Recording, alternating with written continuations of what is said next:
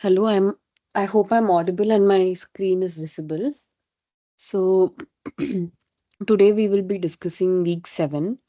So in week 7 we discussed the main topics that were discussed were clustering and some methods to classify the data. And we also discussed support vector machine. So first we will be revising these topics, and after that we will solve some problems, and we'll also be running the codes that we discussed in the lectures. So the first topic that was discussed was k-means clustering. So it is a method of unsupervised learning. So unsupervised means that there is no input data with classification given. Um, so how it works is it works on the concept that first we have to tell how many clusters we want. So initially it will assign random centroids, and then in each step it will try to make a better centroid. So I can just give me a minute. I'll get my pen and I can draw and show.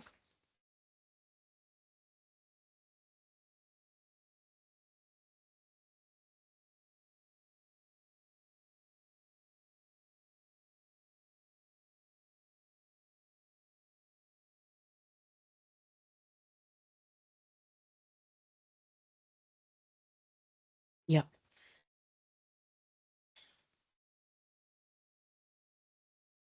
So initially, if you have data points like this,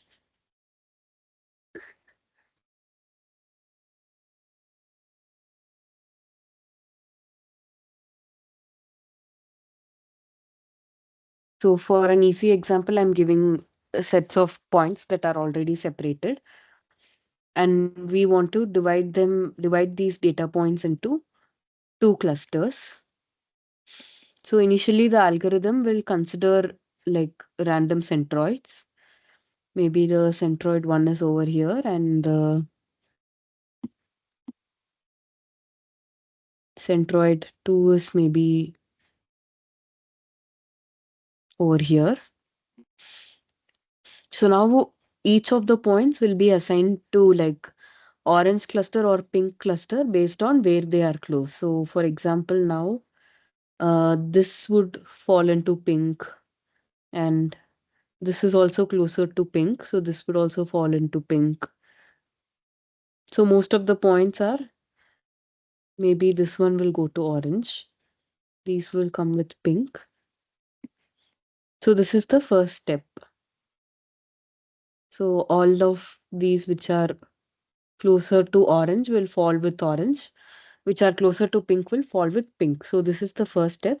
But obviously here we can see that the clustering is not that good, because from visually we can see that these four are one cluster and these four are one cluster, but the algorithm has done something completely different. So we can iterate or repeat the same steps many, many times and make the result better and better. So this is the first iteration where we have chosen the centroids randomly. So now in the second iteration, we can choose a centroid by considering the previous classification. So in the previous classifications, so there are some 5 points that have been classified as pink. So the centroid of those 5 points will be considered as the new centroid. So let me draw the points. These four are here and these four are here. So now let's say that the pink centroid will actually move a little bit to the right, because 3 points are on the right. So this will move to the right in the second iteration. And orange centroid, similarly, most of the points of the orange centroid are on the left side. So the orange centroid will move. Initially, this is the old centroid, and now in the second iteration, it will move a little bit closer. Similarly, the pink centroid also has moved closer.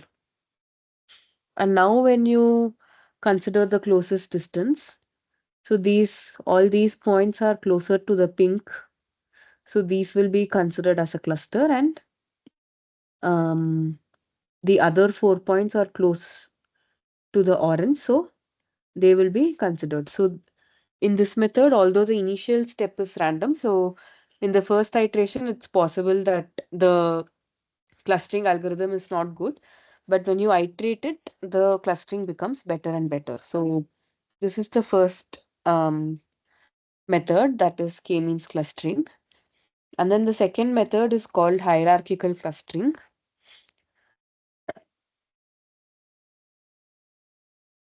So hierarchical clustering basically means using a dendrogram like shown in the image here.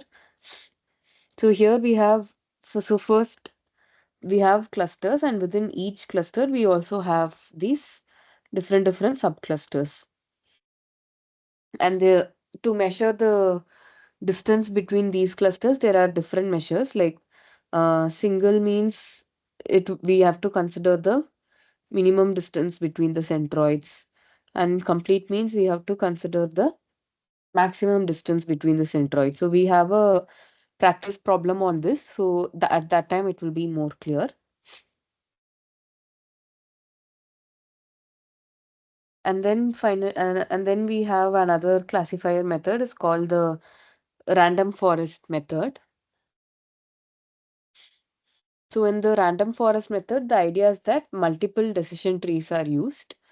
So so for example, in this example, we have three decision trees, and based on the results of the three decision trees, finally, the data will be classified. So in a decision tree itself, there are some important concepts. So decision tree just means that initially, like you have many data points. Maybe initially you have some 60 data points, and then at each node you have to separate them out. So from the 60 at the first node, maybe you're dividing into 40 and 20. And then in the second node, you're dividing it into maybe 30 and 10, and this is divided into 10 and 10. So this kind of, um, so each of this, sorry. So each of this separator is called a node. So this, or a decision node. So this is the decision node.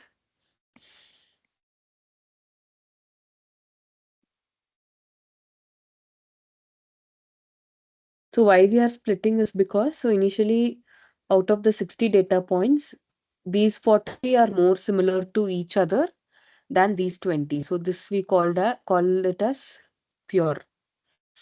And similarly, out of these 20, these 10 data points are more pure or more similar.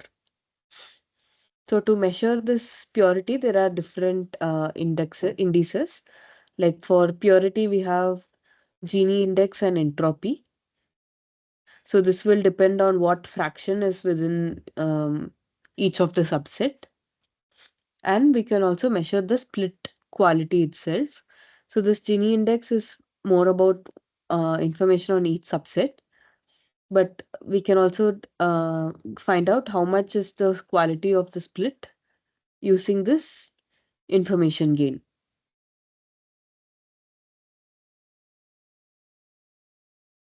And finally, instead of using one single binary decision tree, to make it even better, we can use a random forest where multiple decision trees are used. And based on the outcome of each decision tree, the final outcome is chosen. And then we have the support vector machine. We can, yeah. So support vector machine is also a type of classifier, which in the example here, it is able to classify the data into two different subsets.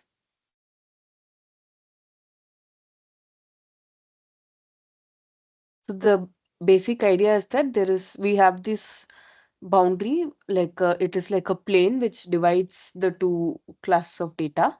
And then we have support vector. So these support vectors are important here.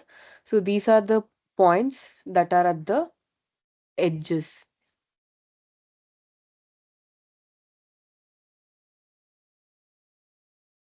And for this, there is a line, you can see there is a black line going in between.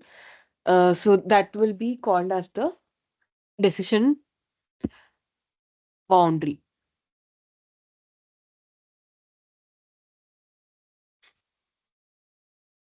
So this is an example. So in the, if you see in the lecture slides, it is explained with a 1D example, but here I have shown a 2D example. Sorry, I went to the questions by mistake.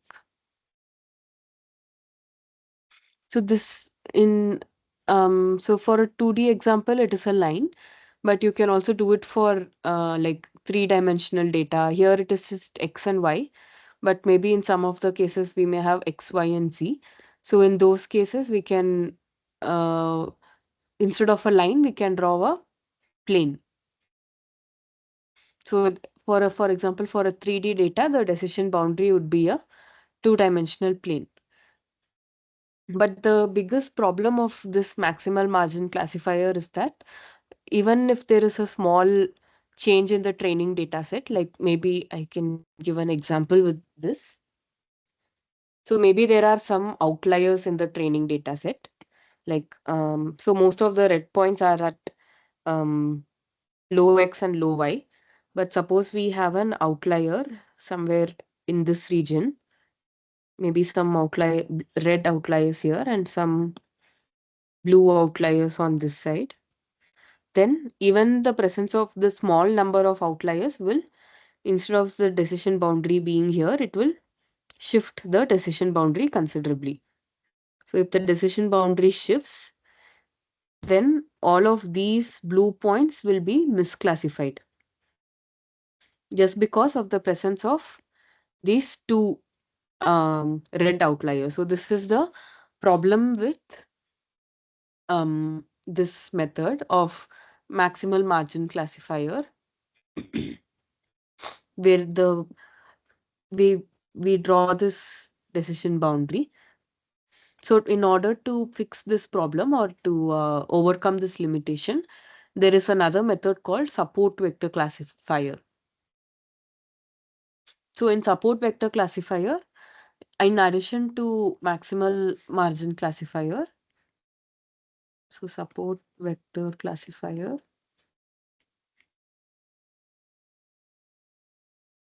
is just the initial concepts from the maximal margin classifier is there, but instead of now we introduce a new concept called soft margin.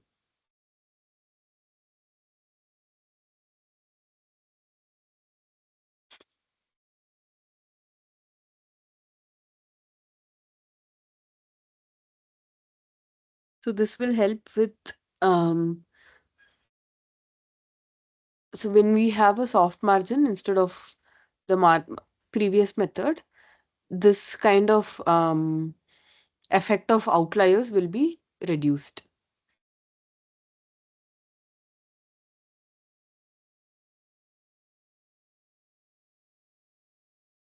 And finally, so we can extend this even more. So from maximal, oh, I'm still in the old slide. Let me go. Yeah.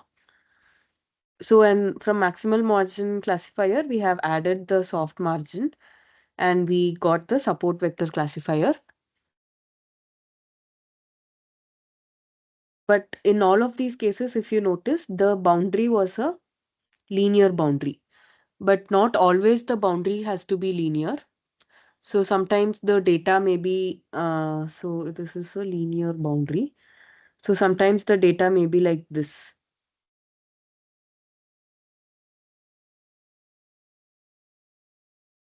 So then if you draw a line as a boundary, maybe I can draw here. So it will still misclassify some points. So in these kind of cases, we need a non-linear boundary. So for that, to account for these cases, we are using the so we can improve this method even more to get the support vector machine. So the main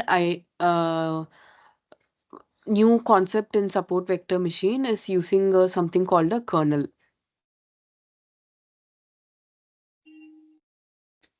So in the previous case, only this line was used as the decision boundary, like y is equal to mx plus c. But instead of that, we can use different kind of equation, like we can use a quadratic equation. So in this case, for example, if you have data points like this, then a quadratic equation kernel function will be able to separate these two classes. So this kind of a quadratic equation. This is quadratic is just an example, but you can have other kinds of kernel functions as well.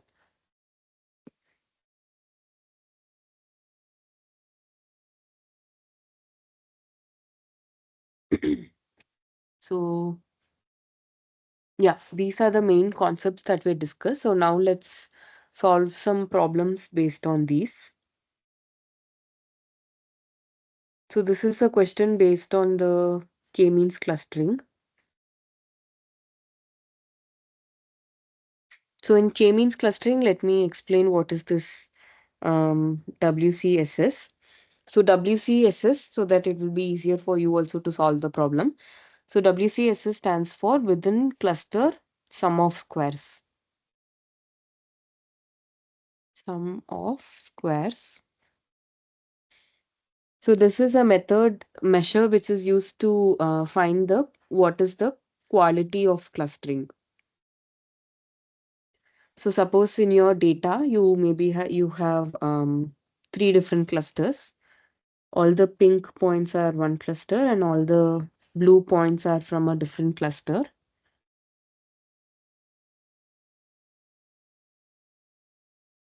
And then we have the centroids as well.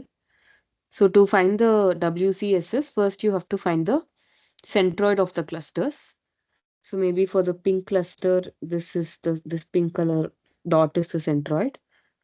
And for the blue cluster, the centroid is here. And we have to find the, so I'll just zoom this out. So the points are like this, and this is the centroid. So we have to find all the distances from the centroid to all the points. So maybe D1, D2, D3, D4. And similarly for blue also we have to find, maybe for blue the distances are um, B1, B2, B3, B4. And then, so from the name itself, you can see that it is within cluster sum of squares. So once you find the distances, you have to add them up, square them and add them up. So the lower this value, the better it is. So the lower it is, the better. So because lower value means that the points are close, points of the same cluster are same with each other. So this is the idea.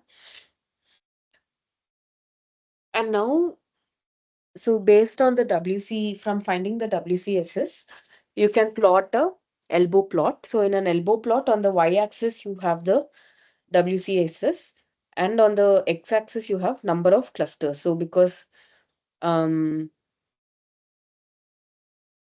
if you have 10 data points, then obviously you can make them into like 10 different, each point is a cluster and there are 10 different clusters, and that in that case the WCSS would be 0. But if you have very few number of clusters, then obviously the distance would be high, the WCSS would be high. So you need to find a optimal number where the WCS is low, um, and the the clustering is also good. So you make a WCSS versus number of clusters or the elbow plot.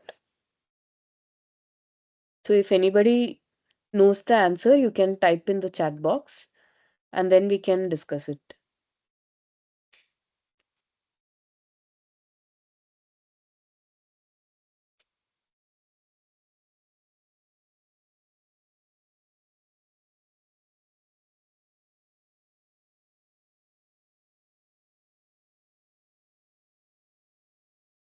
Yes, Parnita, you're correct. The correct answer is 4. So as you can see at 4, so the um, initially it is going down,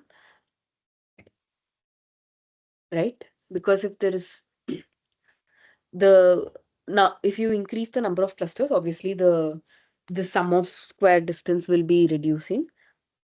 But if you go at 4, it is reaching like the minimum, and after that it is not increasing anymore. So this part where it has reached the minima or the minimum value, so it is called the elbow point, and this is the optimal number of clusters that we have to choose. So the correct answer is 4. So this is another question on k-means cluster. You can take a couple of minutes to read the question and attempt it on your own. Then we can discuss the solution. So you can type the answer in the chat box. And when you type it in the chat box, just mention the question number as well.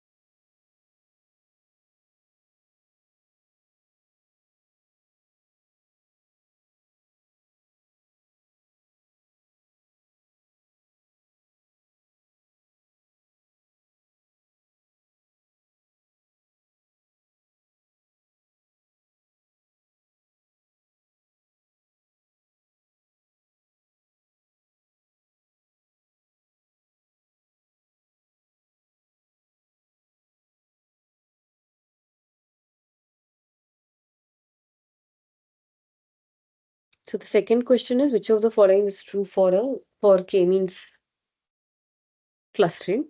So the first option is it is a flat clustering algorithm. So this is true because there is no hierarchy, so it is just a flat method. And the second is WCC measures variability between different clusters. It does not measure the variability. And the third option, best k-means model, is the one with the highest WCSS. So this is not correct because it has the lower the WCSS value, the better. And option D, k-means clustering is a supervised statistical learning method. So this is also not correct because it is a unsupervised model where we are not giving any test data set. So if there are no doubts, we can move on to the next question. Okay. So you can take a couple of minutes for this and type the answer in the chat box.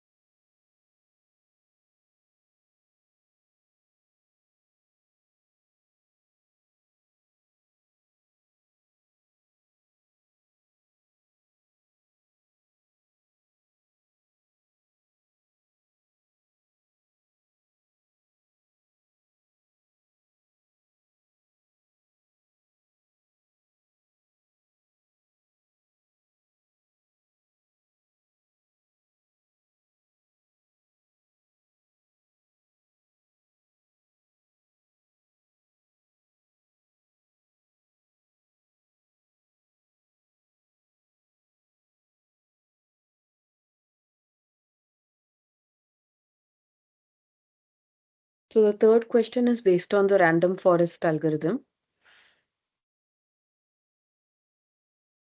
And they are asking which of the following is false. So the first option is decision is based on multiple trees. So that is true. Random forest algorithm just means you will be doing making the same decision with different decision trees. And option B, the whole data is taken each time a decision tree is created. So each time, actually, there will be subsets.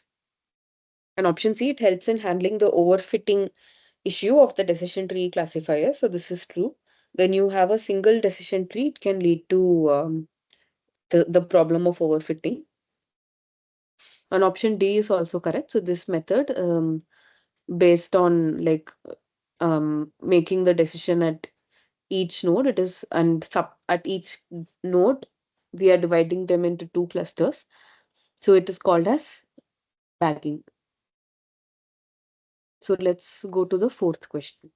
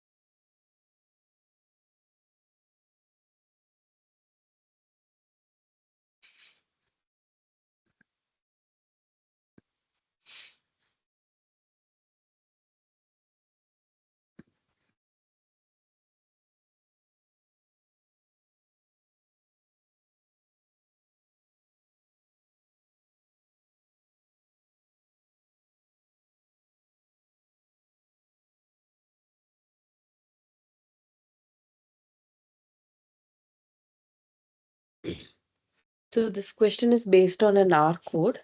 And so the results of the k-means um, function will be assigned to km, as you can see here. And this km, within km, there will be different objects. So they it will have each object will have information about to which point each cluster belongs, etc. And so you should know the exact keyword of the object name so that when you write the code, you can easily write it. So that is the question. So for when you're working with R and you're not sure about any function, you can just search for the function in the R web page itself, and each function will be having a documentation. So for example, I searched, so this is the web page of R called rdocumentation.org. And in this rdocument.org, this is the function that we want to know more about. So you can search for the function name, which is k-means here. And when you do that, all of the inputs of k-means, outputs of k-means, everything will be mentioned in detail. So here, for example, they have mentioned what is the output. So the output is an object of class k-means, and it has a list with each of these. And in the question, they are asking the number of data points in each cluster. So here you can see that the size object or the size list has the number of data points in each cluster. So usually for all the R functions, they will be clearly defined in this website rdocumentation.org. So you can refer to it when you're writing any codes. So this is just a memory based question, and some of the important function names and object names you will have to remember. And these are the kind of questions that you can expect in your exam as well, because directly there won't be any R questions. Like you won't be writing any R codes directly, but you will still be getting these kind of MCQ questions. So these kind of questions, and as well as there will be some questions where they write a code and you have to guess the output. So the more you practice with R, like we'll be having some R code running also today, the better it will be to answer these type of questions. So this is a fairly simple question. So you can take maybe 1 or 2 minutes to write the answer in the chat box.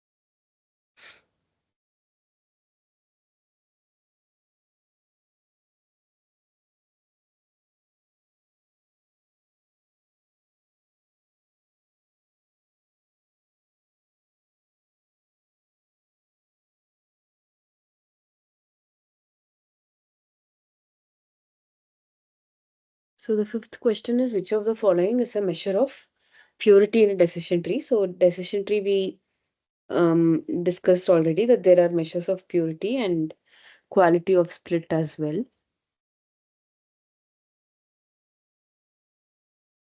So the entropy, as we discussed already, it measures how much it is impure actually. So the low, I mean both ways. So the lower the entropy, the higher the purity.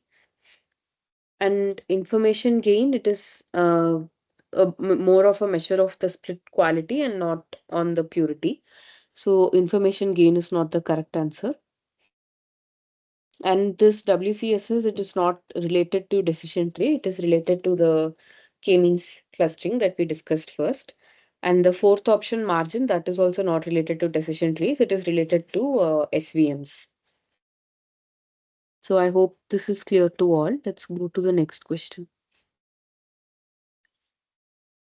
So this one, what you can do is, I will type the name of the website. So either you can go to the website and search, I'm putting it in the chat box, so you can do it as an exercise. So it's let me just get you the link of the website. It is www.rdocumentation.org.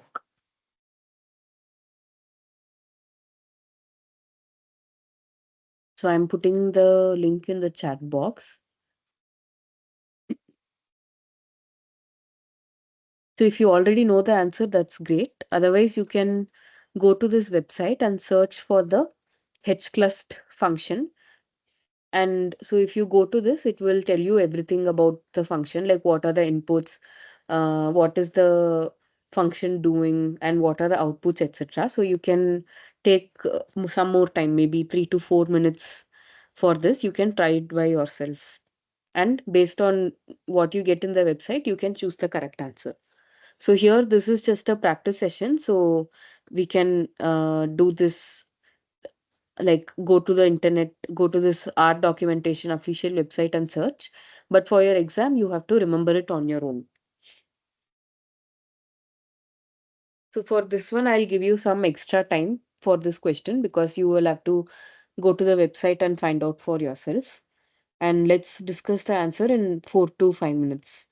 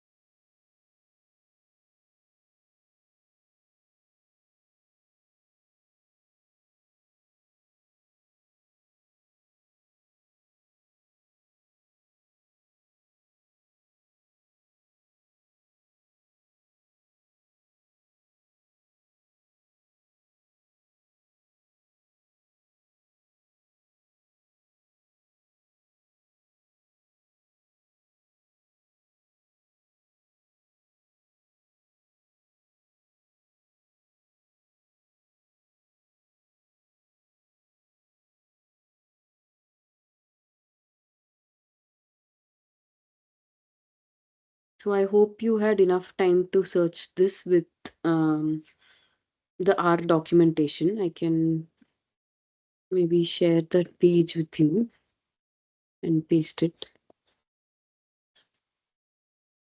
So if you go here, so this is what you will get from the R page. So for each, so for the hclust function itself, you have to give different arguments or different inputs. And there we are in the question they have asked about the method argument. So in the method argument, it will say which of the agglomerate method to be used.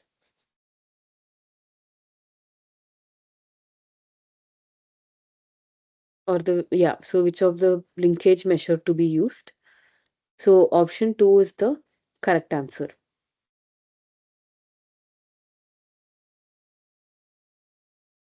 So let's go to the next question now.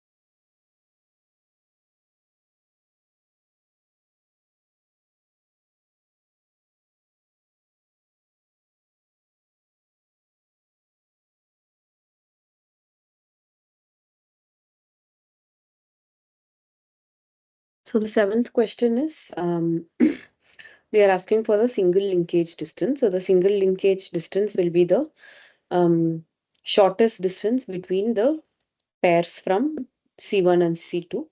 So here the shortest or the smallest number is 3. So that should be the answer. So the correct answer is 3. So you just have to look for the smallest number. So here we were looking at different.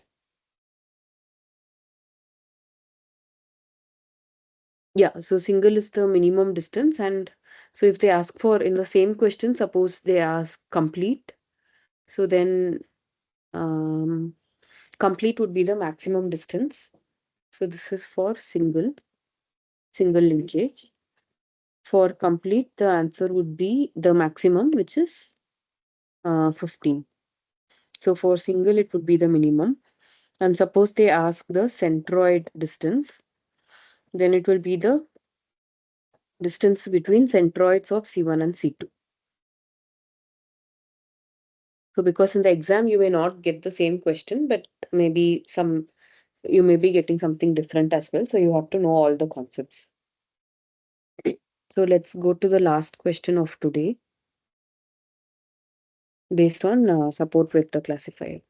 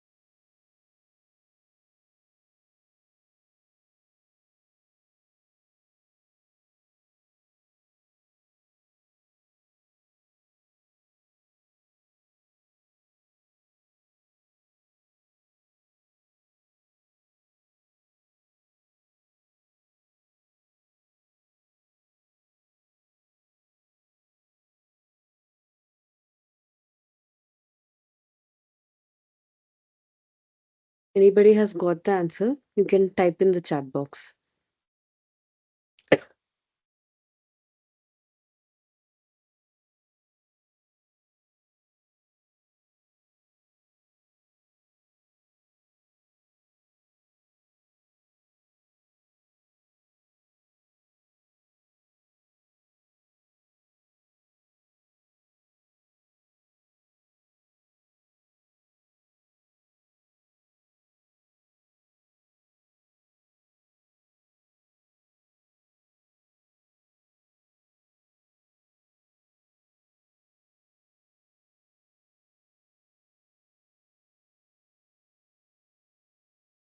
So I think nobody has got the answer. So let me give you a hint showing this slide.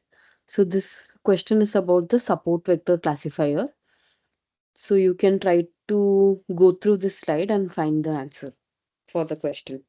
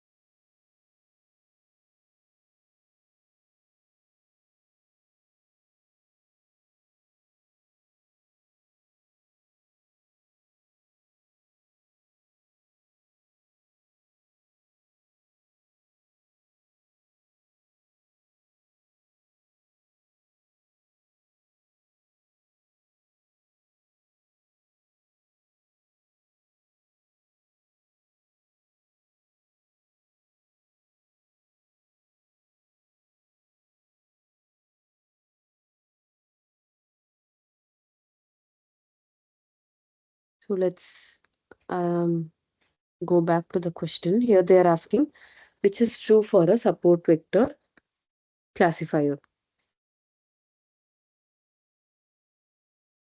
So option A is it uses the principle of minimization. So that is not correct because um, in support vector classifier, the idea is to maximize. So maximize meaning, so suppose you draw a boundary, then the boundary will be chosen such that the distance between the clusters are maximized, because the more the distance, the better would be the ability to classify. If the distance is less, then it will be difficult to classify the points into different clusters. So you have to maximize it.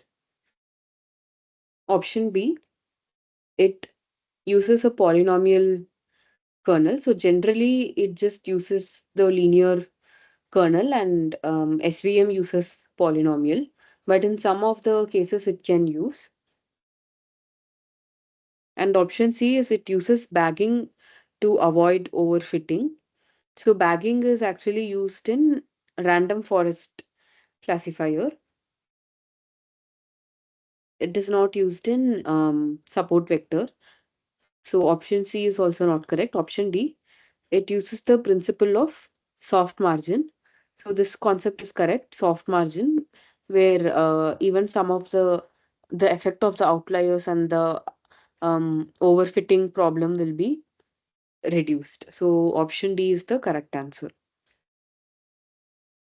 So now let's go through the R codes. So I will share my, just give me a minute, I'll share the R screen.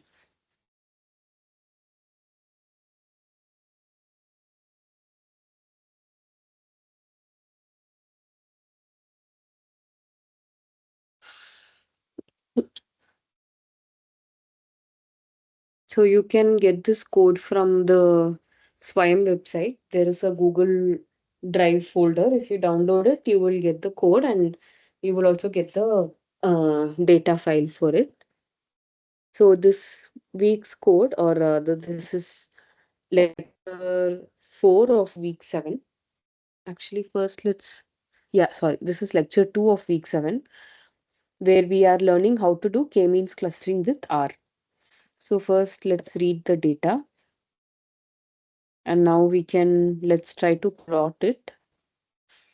So visually, it seems that there are 4 different clusters. So now let's try to use k-means clustering and see if it is able to divide them into these 4 clusters. So this is the function used for k-means clustering, k-means. So this is the first input is the data, and we also have to tell it how many clusters it has to split the data. So for starting, we are just trying to do it with 2 clusters and see how it behaves.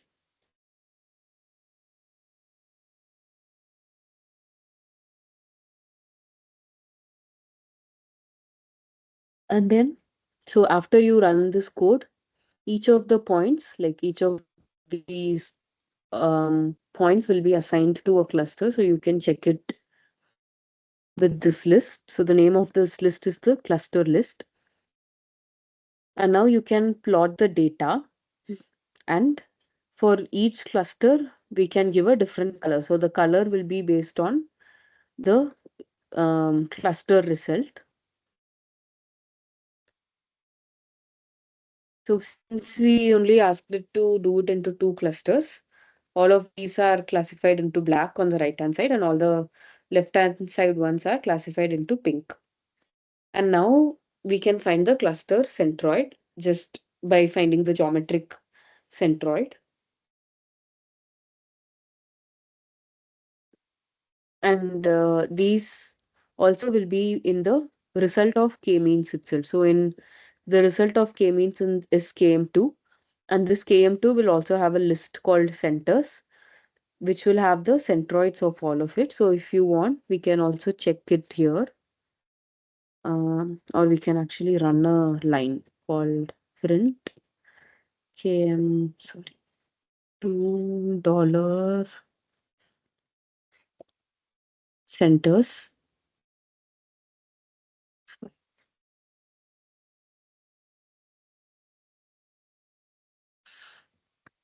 So it's having both. So there are two clusters. So there are two centers. And now we can also print it here. So we have given this green color. And now, so this is what we get with by splitting it into two clusters. Now we can also see what happens when we do it with 4. Sorry, here we are just doing it with 3. So first we are doing with 3. And for the 3 cluster result, we are putting it into KM3. And now we are doing the same plot, but here we are plotting it with the KM3 result. And next, similarly, we are doing it with 4. So you just have to change the parameter here to 4. And now we have to plot it with the KM4 result. So now this has become, we have 4 different clusters with 4 different colors. And we can also keep increasing it and see how is the performance. So we can do it with 5, 6, and 7. And so now we have done it from 2 up to 7. So for each of this, we can plot the WCSS or the within cluster sum of squares. So for each, we have to find. So we are finding it using the, so this object tot dot within ss, so it will be saving the within sum of squares. So if you want, we can print and check it. So I'm just copying it and let's print and see what is in that list. Run. So here you are getting a value of 3.11636133. So that will be the, for the two number of clusters, the WCSS is this value. So we are just assigning these to different variables so that we can plot it here using a bar plot. And obviously the x-axis will be the number of clusters or K, and y-axis will be the WCSS. So I didn't run this. That's why it is saying object W7 not found. So most probably I didn't run this. So let me run it. So I hope all of you know by now that to run, you can either press Control Enter, or if you're using a Mac, you press Command Enter, or on the top there is a Run button. You can also run that. And in R, each line will be run one by one. So now let's make a bar plot of the WCSS. So this is the elbow plot. So as you can see, as the K is increasing, the WCSS is decreasing. And visually, we saw that 4 was the like optimal number of clusters just by visualizing the data. And from the elbow plot also, we can see that the elbow is at the value of 4.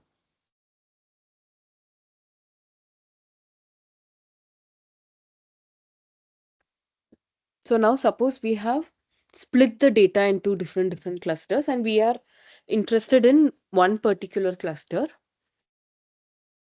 And suppose we are interested in the case we are um, using 5 clusters and we are interested in the first cluster.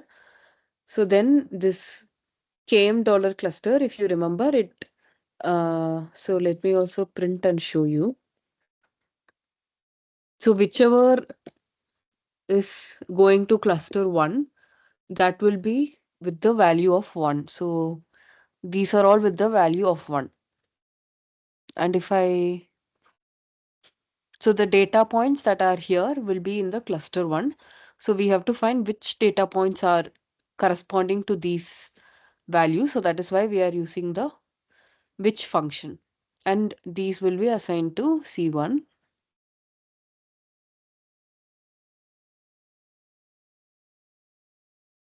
And if you want, we can check C1. So these are the numbers which have been assigned to the first cluster. So the advantage is that once you have the C1, you can then, if you want to find the mean or median or something, any mathematical operations, you can do with it. So this is the second lecture's code. And we also discussed some more code in the fourth lecture. So before we go to that, anybody has any doubts on this code? And I hope all of you are able to run it. Let me open the chat here.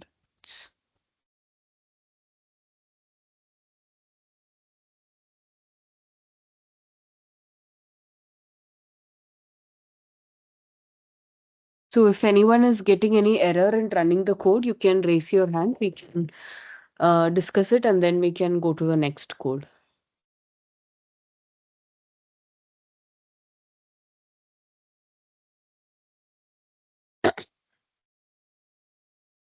Okay, so I hope there are no doubts. So let's go to the next code on hierarchical clustering.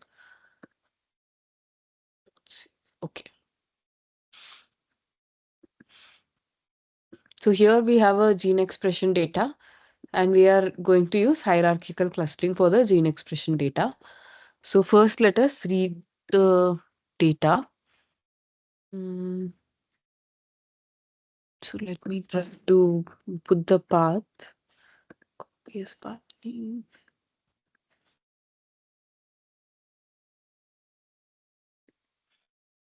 Try now. Okay, so now I have read the data and let me just clear the plots and the data. Um, so because I have cleared it now, so the data, if you see here, I have cleared. So now if I try to, this G data is not stored in R. So now suppose I try to run it, it will say object G is not found because we have cleared it. So I have to load the data again, read and load the data. So now you can see the G is come here. And now we can use it. So G dot label is just the, I don't know if you can see it. So this is the label or the titles of the columns. And now we are scaling the data. So because this is a gene expression data, so they will be in, so the values will be very different. So the actual values will be very different, or the absolute values based on the gene expression, based on the gene will be very different. So that's why we have to scale or normalize it so that we can compare all the genes. So that is why we are first scaling it in this line. So I didn't run this. Yeah, g dot data. Now let us scale it. So if any of you are not able to open this R code or if you have any doubts, you can raise your hand.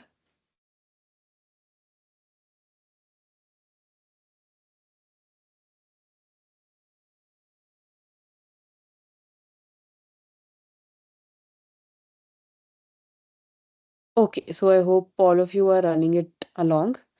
So I would suggest that during these classes, you also run the code along with me. Then when you run it on your own, you will understand it a lot more than by just seeing me.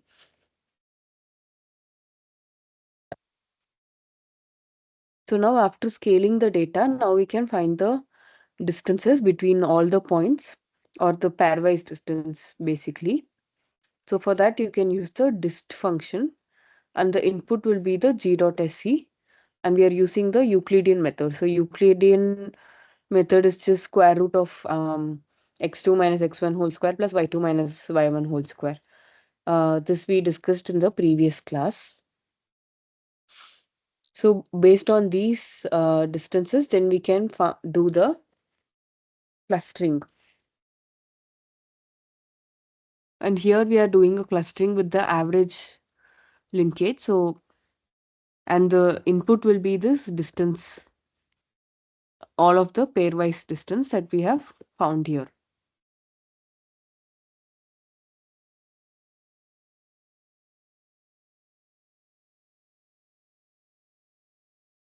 Okay.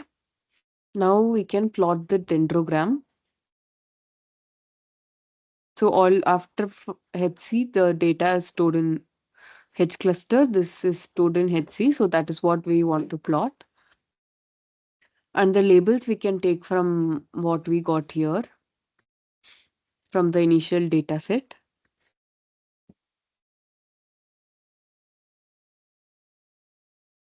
Let me zoom out.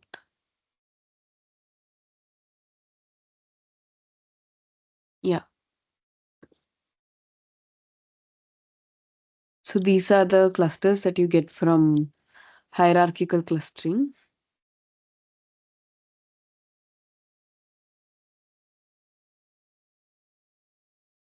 So here, this is done with average linkage to find the distance between the clusters.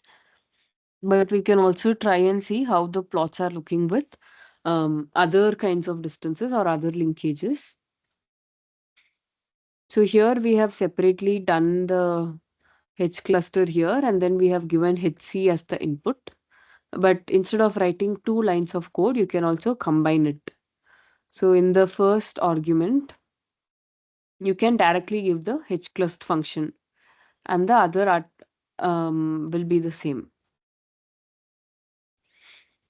So here within the plot function itself, we are performing hclust. We are reducing the number of lines of code. And in this case, we are using a different method of linkage or complete linkage, which is the max, in which case the maximum distance between clusters will be considered. So as you can see, the dendrogram has changed now. So initially it was like this. So based on the linkage method, the dendrogram can change.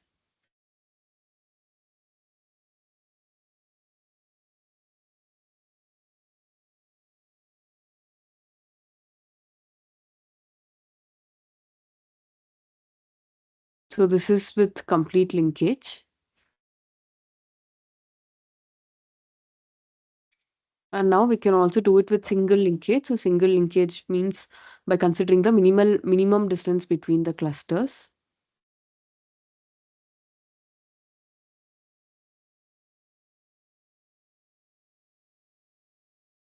Mm, yeah.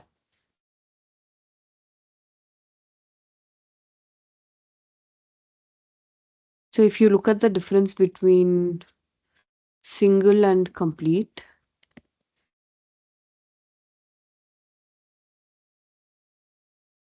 all of the three are considerably different.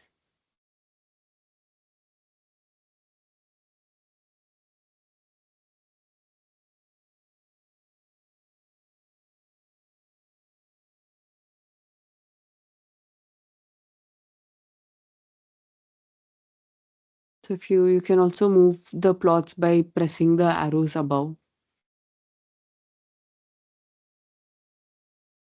Average, complete, and average single. Yeah.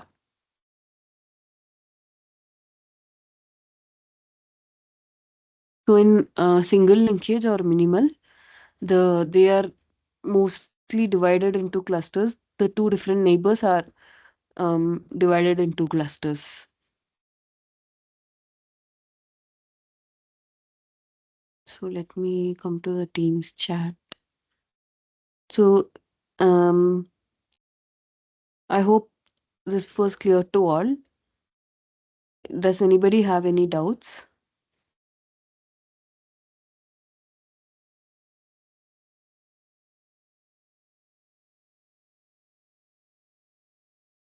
And if anyone has any doubts, or if you were not able to run the code, if you get any errors, you can raise your hand. If there are no doubts, then that's it for the session for today. So those who don't have any doubts, you can leave the meeting. If you have any doubts, you can stay back and ask if you have any doubts.